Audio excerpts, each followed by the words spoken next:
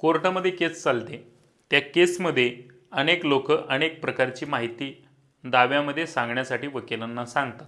परंतु या दाव्यामध्ये किंवा कोर्टातील कोणत्याही दाव्यांमध्ये कशा पद्धतीनं दावा बनवला गेला पाहिजे, त्या दाव्यामध्ये कोणकोणत्या गोष्टी आल्या पाहिजे आणि प्लीडिंग आणि तुमच्या खटल्यावरती याचा काय परिणाम होतो, हे संपूर्ण याविषयीची माहिती आपण या व्हिडिओच्या माध्यमातून समजून घेऊयात.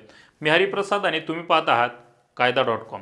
खरं तर मित्रांनो, अनेक लोकांना कोर्टामध्ये चक्रा माराव्या लागतात, त्यांच्या केसेस चालू असतात, परंतु त्या केसेस योग्य दिशा, योग्य मार्गदर्शन आणि योग्य पद्धतीचं नियोजन, कायद्याची अचूक माहिती नसल्यामुळे अनेक लोकांना यामध्ये अडचणी निर्माण होतात. हाच मुद्दा घेऊन आपण आज हे समजून घेणार आहोत की प्लीडिंगमध्ये कोणकोणत्या गोष्टीचा समावेश असला पाहिजे. तर मित्रांनो, समजून घेऊया प्लीडिंग म्हणजे काय. प्लीडिंग म्हणजे वादपत्र, रिटर्न स्टेटमेंट म्हणजे लेखी उत्तर. प्लीडिंग हा दावा दाखल करणाऱ्या माणूस किंवा व्यक्ती दाखल करतो आणि रिटर्न स्टेटमेंट हे ज्या विरुद्ध दावा दाखल केला आहे ती व्यक्ती न्यायालयामध्ये हजर होते आणि रिटर्न स्टेटमेंट दाखल करते. तर मित्रांनो, प्लीडिंगचे उद्देश काय आहे समजून घेतलं पाहिजे. न्यायालयाचा वादाचा खरा मुद्दा समजणे, दोनही पक्षांना एकमेकांचा दावा समजणे, कोणत्या मुद्द्यांवरती पुरावे द्यायचे आहेत हे निश्चित करणे, अनावश्यक वाद टाळणे आणि न्यायालयाचा वेळ वाचवणे, ह्या सर्व गोष्टी प्लीडिंगमध्ये महत्त्वाच्या मानल्या जातात. मित्रांनो, CPC ऑर्डर 6 मध्ये नियम 2 मटेरियल ऑफ फॅक्ट विषयी माहिती देतो.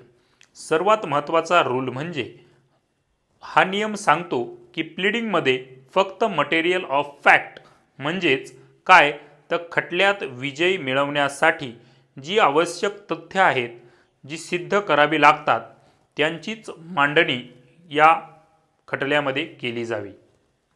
एव्हिडन्स म्हणजे काय तर एव्हिडन्स म्हणजे मटेरियल ऑफ फॅक्ट हे सिद्ध करण्यासाठी जे पुरावे आपण देतो ते पुरावे म्हणजे मटेरियल ऑफ फॅक्टला पुरावे देतो त्याला एव्हिडन्स असे म्हणतात. योग्य प्लीडिंग म्हणजेच प्रतिवादीने 10 जानेवारी 2025 रोजी 5 लाख रुपये उसने घेतले आणि ते परत केले नाहीत, तर हे बरोबर.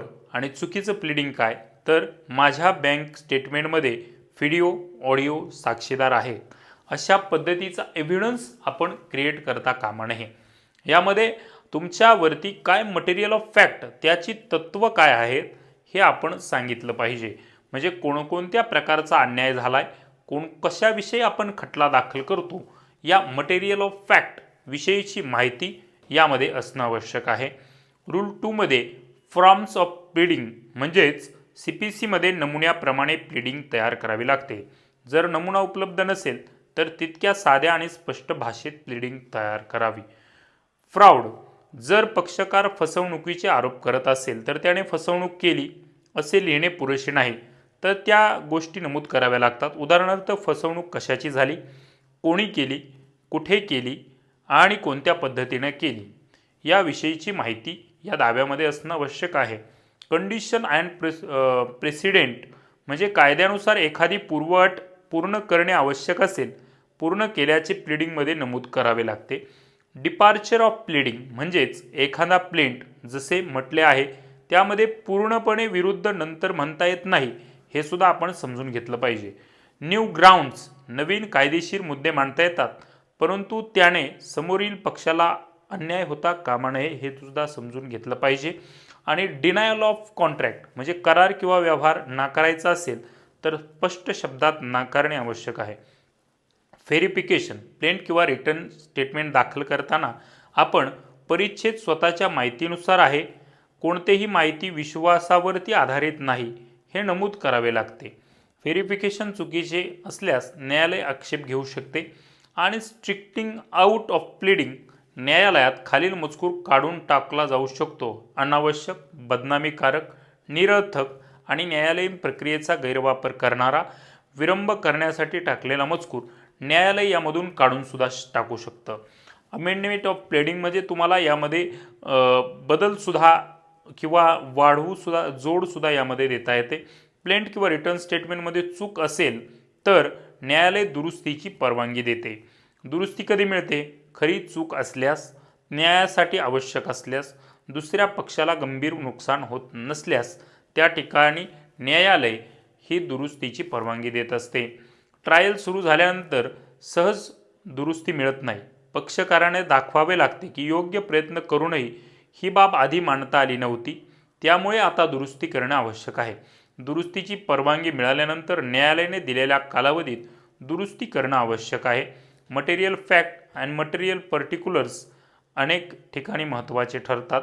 ऑर्डर 6 मध्ये महत्त्वाची तत्त्वे आपण समजून घेऊयात पुन्हा एकदा. प्लीडिंग म्हणजे कायदा लिहिण्याची गरज नसते, तर फॅक्ट लिहिण्याची गरज असते.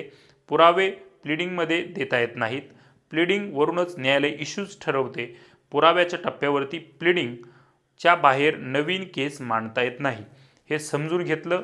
तुम्हाला न्यायालयात दावा दाखल करताना कशा पद्धतीनं दावा फ्रेम केला पाहिजे याची माहिती सांगणारा आमचा हा व्हिडिओ कसा वाटला हे आम्हाला कमेंट सेक्शनमध्ये नक्कीच सांगा. आणि कायद्याची आणि तुमच्या फायद्याची माहितीसाठी कायदा.com यूट्यूब चॅनलशी जोडले राहा. धन्यवाद.